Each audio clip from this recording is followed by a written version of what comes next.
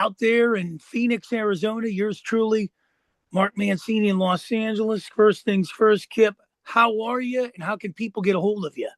Mark, I'm doing really good, man. The weather here in Arizona is kind of crazy. It's about 79 degrees, not a cloud in the sky. And most people think 70, 80 is warm. Not in Arizona, man. It's perfect weather out here right now. Can't say enough. I'll be leaving in a few days to go to California again, but get a hold of me at kipgross.com and beagamer@gmail.com and let's talk. Wow, I'll tell you, hot weather out here in sunny Southern California. Going to hit 90s for the next 14 days, they're saying. So we all know about that heat, when March starts to roll into April. I want to get into the World Baseball Classic, and people were laughing at me. And I said, well, I don't know. We got Mexico in this division, the Italians. We got the United States. I saw Great Britain and Brazil. And, I said, well, we can kind of compete. And we gave the Americans all they can handle. And, hey, I'm born in America, but, with Italian descent behind me, I got to pull for the Italians too. And you can't beat the espresso and the bocce kisses, I guess. Mark, you know what? This whole thing, this whole tournament, WBC, to me, people kind of want to make it like the Olympics, and it's not Yeah. the Olympics. It's professional baseball, different countries, and half of these countries don't even have enough players to play. So, like some of these countries have United States players playing for Italy. Some of them have, there's not enough play. I remember the first year when they did this, Mike Piazza played for Italy because he Yeah. had Italian descent. And, it was kind of cool a little bit like, because I know Mike, he's a good guy, but he was past his time and he wasn't needed on America's team anymore, USA. So he said, hell with it. I'm going to go play for Italy. And it brings out the fans. I get that. But at the same time, I'd like to see it broke down a little more where at least you have some type of close ties to where you're playing. And that's why I see the Dominicans and I see the Venezuelans, man, and Japanese every year. They have great teams because why? They play the game hard when they play with themselves. And like I said, I played in Venezuela for a season and I played in Japan for 5 seasons. These countries, Mark, I'll tell you what, they have passion when they're playing with each other. And it's the craziest thing. When I was in Venezuela, I'd never witnessed the passion that I've ever seen players play in front of their home crowds together. And I'll be damned honest with you. When I see them play in the United States, a lot of them are dogging it because they have their contracts, but over there they're playing for pride. They're playing for their fans and their families over there, and that's what I think this WC is all about. Is even Mexico, man. It's these guys are passionate. They're Latins and they're passionate about playing the game of baseball. It's fun to watch. Well, it is, but when you look at the Italians, and I can remember when Piazza was on the team um, years back, and I think they made it to the quarterfinals, and I can't remember who knocked them out. But a lot of these prognosticators, I like the so-called experts, the people that haven't played the game, stand there and they're going to tell you who's going to win and who ain't going to win. The bottom line is, and I never forgot the Pirates telling me this: doesn't matter what anybody said, you still got to play the game. So you can stack it with the Dominicans, you can stack it with Venezuela, you can stack it with Mexico. Yeah, growing up, Cuba was the team that everybody was trying to knock off. Now you got Japan in there and the United States. But you know what? The team that's been coming on for a while, and um, and you got to watch out for them is the Italians. And I think they're it's not as popular as their soccer team, but it's coming in waves. And yeah, the Brazils and everything, that's going to be a work in progress to get those countries going, or the Great Britons maybe. But I think if Italy takes out Mexico tonight, I think you got to take them for serious, because they're going to win that division, beat Mexico in the states, and who knows who they get after that. And if somebody thinks the Dominicans are going to roll them, oh well, we'll just have to play the game, I guess. No doubt about it. No doubt about it. Yeah. In fact, the game's coming on right now. 4 o'clock is when it starts. Yeah. It's going to start here in just a few minutes. But Mark, I'll tell you right now, I coach baseball and I played baseball for so many damn years. And when I was coaching it, the kids and what have you, all the way through high school, even when I was coaching independent league professional baseball, every team I ever had, every last team I ever had, I said, guys, I don't care how damn good we are. I don't care how good we are. Today, that pitcher might have his best shit he's ever had in his life. And Yeah. so you just can't count that out. And so, here yesterday we had the kid from Italy out there, and he went four and two-thirds innings, Lorenzo, and he Yeah. only gave up two hits, struck out two, and walked one. But here's the difference in that game yesterday too was our pitchers came out in the first three or four innings, they walked four. And I'll tell you what, one thing I've said about this WBC, this whole tournament so far, because I've been watching a lot of games, is I keep saying there's one thing you can't defense, and that's a walk. And there's been so many walks in this tournament so far, so many walks. I mean, some of these lower seeded teams, they're playing like the United States teams, the Dominican teams, the Venezuelan teams. They get a big bopper up there that's known worldwide. Man, they don't throw them anything. I mean, nothing. And it's like, guys, throw a damn strike. In fact, the guy from Italy, the manager a couple nights ago, they walked two in a row. They had two outs and walked two, and they're not even close to the plate, not even close to strike zone. The manager walks out there with his interpreter because he's Japanese, and he Well, goes out there and he waves at the hitter and he waves at the pitcher. He's walking out and said, "Guys, you got to throw strikes." The guy he walked back the dugout and the guy threw three straight strikes and got three outs in a row. It was the funniest thing I ever watched as far as how that works. and I'll tell you, when you look at it, it's so fun to see the Italians. They got the espresso going. They do the kisses. I mean, it's crazy. And you want to throw some headliners on this today with Italy and Mexico playing each other. Pizza and lasagna on one side, carne asada, burritos, and nachos on the other side. I'm telling my friends that have ties with Mexico and everything. I said, watch out, don't take us lightly because we'll, we'll show you how to play some baseball too. No doubt about it. Hey, Mark, one thing, they're giving DeRosa so much hell because Yeah, they that's said they said he started, the B team. Come on, guys. It's an all-star team. I don't care how you look at our team. It's an all-star team. You can pull them out of a hat. It's still an all-star team. But here's one thing I don't like what they did. And I'll go to my grave saying this. They saved Skeens for Mexico. They put pitchers in certain positions to pitch against certain teams because of how good they've done in the past.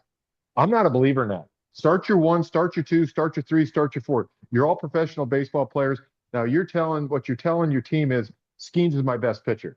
And who knows, he probably is. But at the same time, don't try to finagle your pitching according to the teams. These are all really good teams out there now. They're all professional teams, they're all professional players.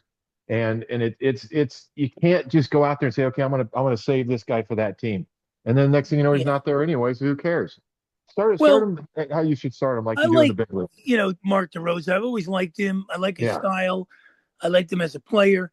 Everybody second guesses the guy. It kind of reminds me of a job when you get on a job and you bring up, well, hey, where's so and so? Oh, they're late again or something, and you're almost looked at as a complainer, but yet you're basically saying, hey, dude, I'm here. Where's the accountability? So when you look at these guys that are ripping Mark DeRosa, they haven't played the game. They're No. just sitting there with a coffee in one hand, a pen in another, jotting the stats down. They don't know what the hell they're talking about.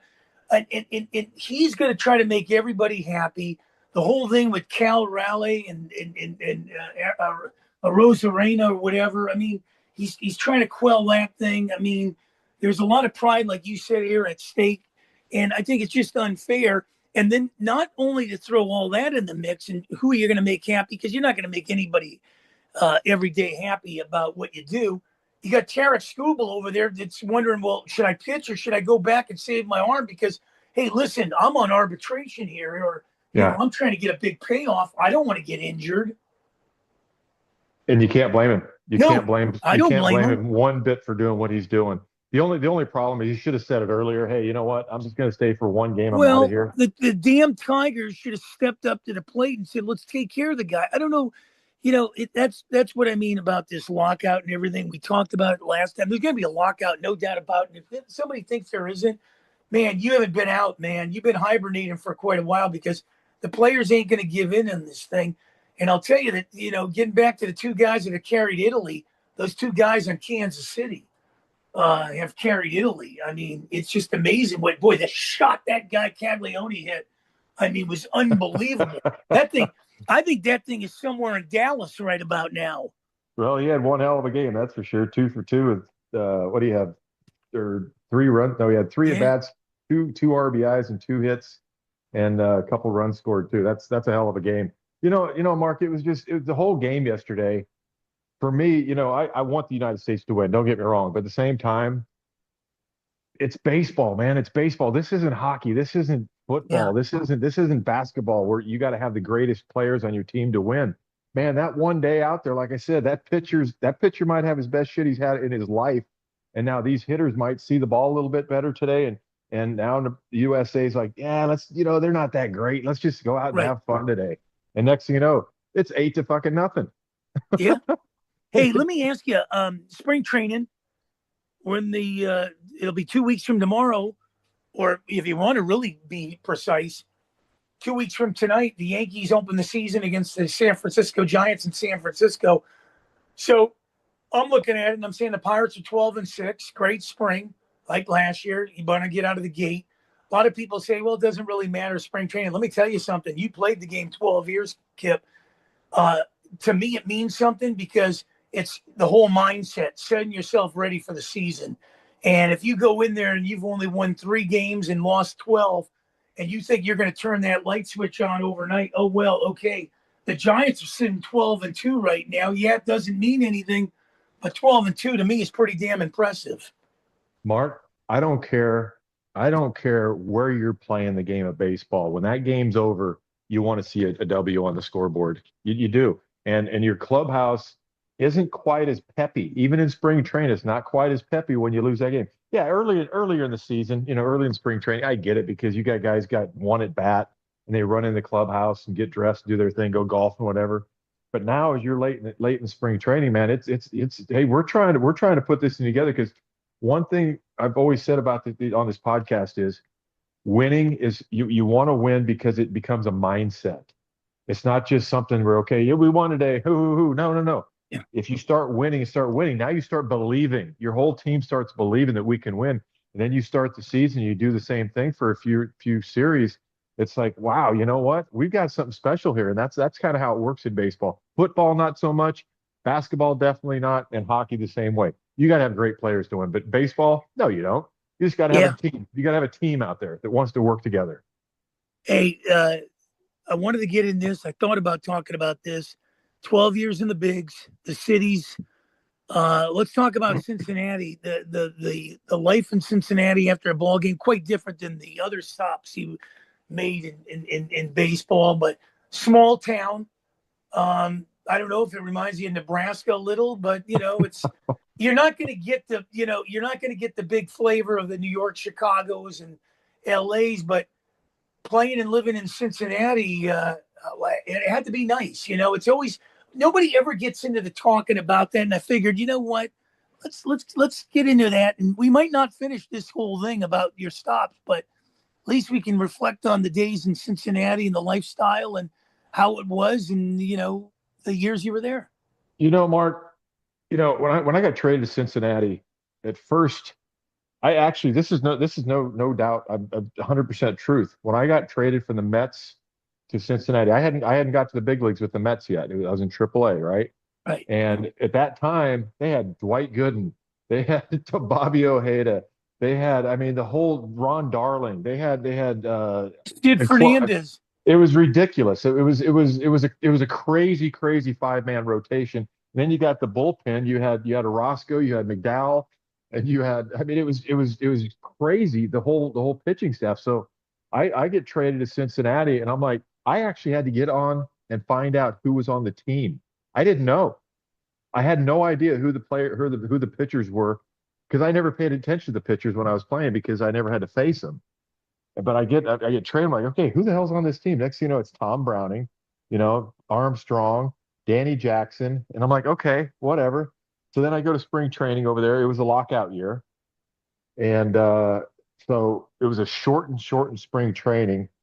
And I didn't make the team out of camp, but I got called up right away because they needed another pitcher. And sorry, Terry Griffith, they didn't need three catchers anymore. So it helped me out. But I started living in Cincinnati, and it's a blue collar city, and so it was for me. That's Yeah. something that I needed a blue collar city. I didn't need a New York City. I didn't need an LA. I didn't need some of these big ass cities. And it was you know when people talk to you because they know you play. I mean, your pictures are all over the place, regardless. So anywhere you go, pretty much somebody knows who you are, and they're going to call you out and say, "Hey, come over and try to get your autograph." Cincinnati was different like that. It was they just liked that you were there in their city, helping their economy and trying to win something. And sure as hell, 1990, I get traded over there, Yeah. and these nobodies that I didn't know, I'm in the clubhouse like, man, these guys get along great, man. I mean, man, they're playing, music after the games, blaring it out. Can't touch this was on every night after after Yeah. the after the three MC guys. Hammer. Well, yeah, he actually came to the clubhouse a couple times. Yeah. And it was a nuts thing because everybody got along and everybody played as a team. And that's what I keep trying to say. And then I get trade or the next season, they're it was just the opposite. You go from sweeping from start to finish of the season to winning a World Series, sweeping the Oakland A's. To the next season, we stink. Why did we stink? Because we didn't have the same formula that we had in the clubhouse the year before. Yeah. And I'm going to tell you why, man. I've said this before, and I'm not afraid to say it. We had a player on the team. It was all about him. And every day and every night is like, man, I'm not getting paid. I'm not getting paid. Hey, you got to wait in line just like everybody else in this clubhouse has had to wait in Yeah. line for their 3 years in arbitration, all that. Then you're going to get paid. And you know who I'm talking about. It was Rob Yeah. Dibble. Yeah. And it was a joke. And so nobody got along. Hell, they got in a fight with Lou Piniella in the clubhouse right in front of me Yeah. during that season. And that, to me, that's what happened. Then I get traded over to the Dodgers. And I don't want to get into the Dodgers. You want to talk about Cincinnati, but it was a completely different feel as far as the media and everything else. But yeah, Cincinnati was low key, and I think you've talked about it before, man. Blue collar workers want to work in blue collar cities. White collar workers want to work in white collar cities, and that's why I've always said so. Some of these trades and some of these people signed free agent, like it's not always greener on the other side. It really isn't. You might want to think about where you're just leaving and going to somewhere else just because a little bit more cash. And I'm not a big fan of it. Yeah. He's funny. I love T-shirts. I still got one of those T-shirts, the Nasty Boys. Oh yeah, oh yeah. And that's Yeah. another thing most people don't realize understand, but the Nasty Boys was nothing to do with the three guys at all. Uh, Yeah.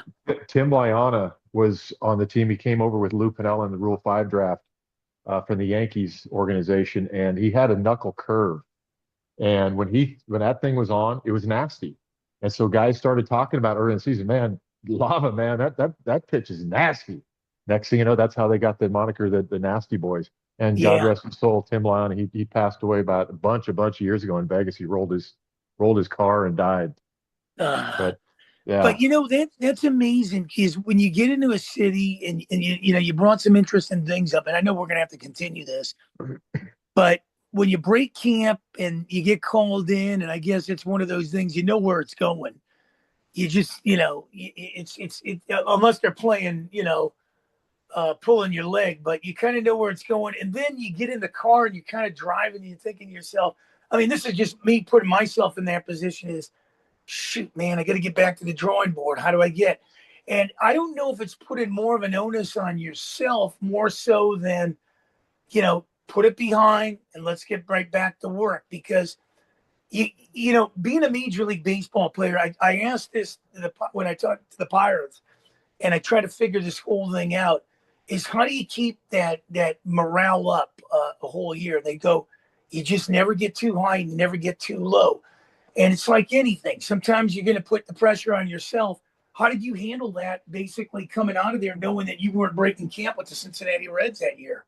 well, that's the whole thing, Mark. When you got managers like Lou Piniella that leave everything right there in front of you to know what's going on, it's a different story. Like I said, when we broke camp that time, he took every guy in his office, every last guy in the office at one time to send him down instead of individual like they normally do because It was at shorter camp.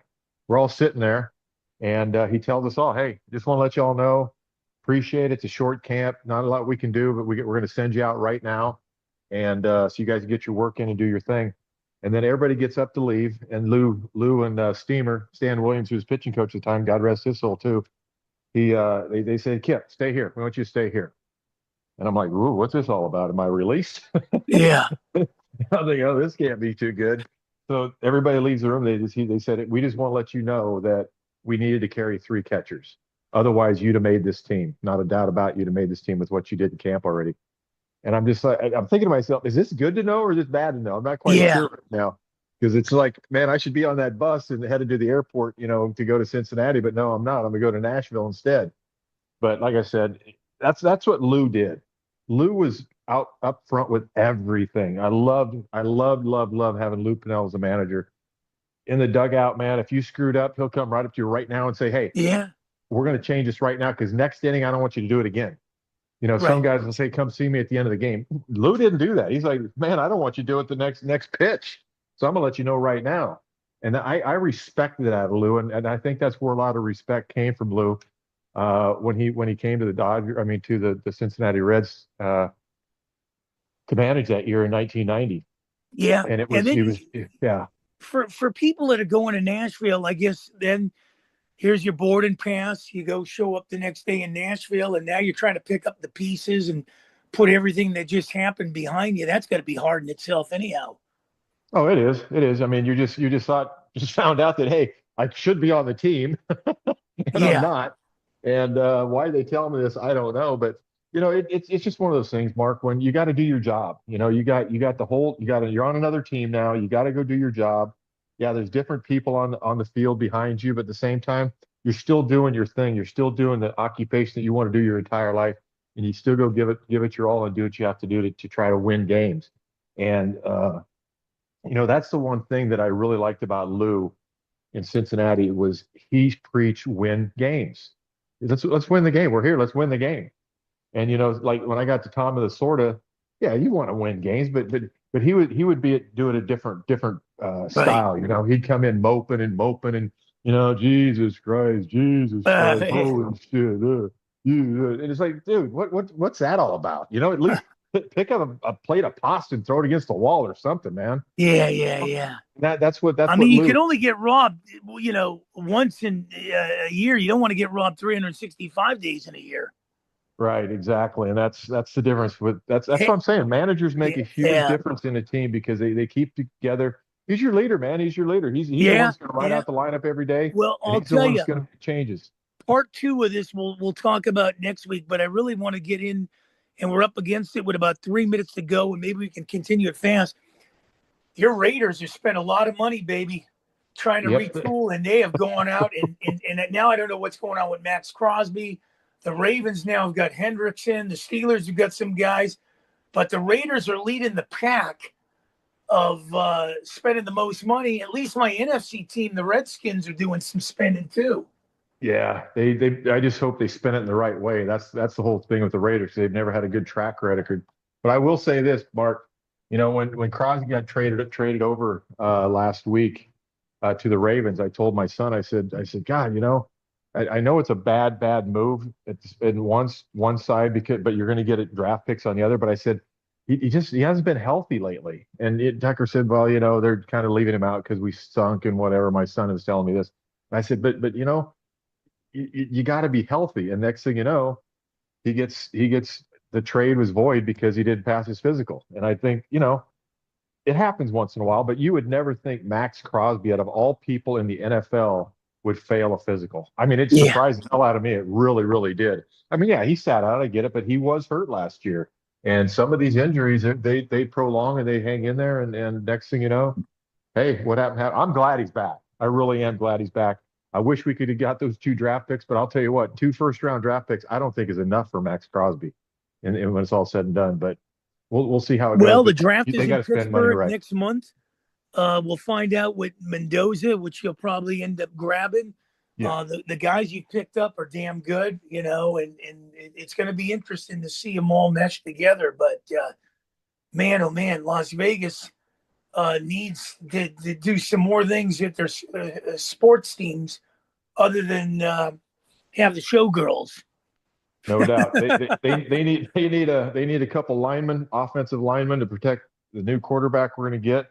And I think they need somebody on defense to help Crosby out. If they can get somebody on defense to help Crosby out, man, I think it can be a fun defense Well, because he's all by himself right now. And the damage he does, by himself is really crazy. But the thing is, you're going to get a young quarterback in there, and he's going to be coming out and he's going to be raw. Yeah, he's enthusiastic. He can do a lot of things at the same time. If you don't, you can't pass the ball on your back. And no. so they need to get a good left guard and tackle and protect his ass. Yeah, no doubt about it. Hey, the Rams, real fast, got a couple Chiefs in there. McDuffie's one of them. Watch out, the Rams are going to be dangerous. Rams are always dangerous. Every time, Mark, we talk about these teams, it seems like we're always talking about the same teams. And why is it? Because management knows how to run football teams. Know how to Yeah, run baseball teams. That's why they're great in management. And that's why some of these other they just keep failing because they don't have the right management to get the right players or get that right gel in there in that clubhouse or locker room for these players to gel and mesh together and be good together. And that's why I think, yeah, the Rams, again, they're going to be good again. no doubt about it. Hey, Kip, we wrap it up. Let everybody know how they can get a hold of you. I can't wait to do this next week. And we'll continue on that tour of your great career and how the cities were. Good fun all the way around, Mark. Yeah, it's kipgross.com and beagamer@gmail.com are the ways you get a hold of me. Yeah, these are all fun for me. They're a great time. Oh, definitely love them.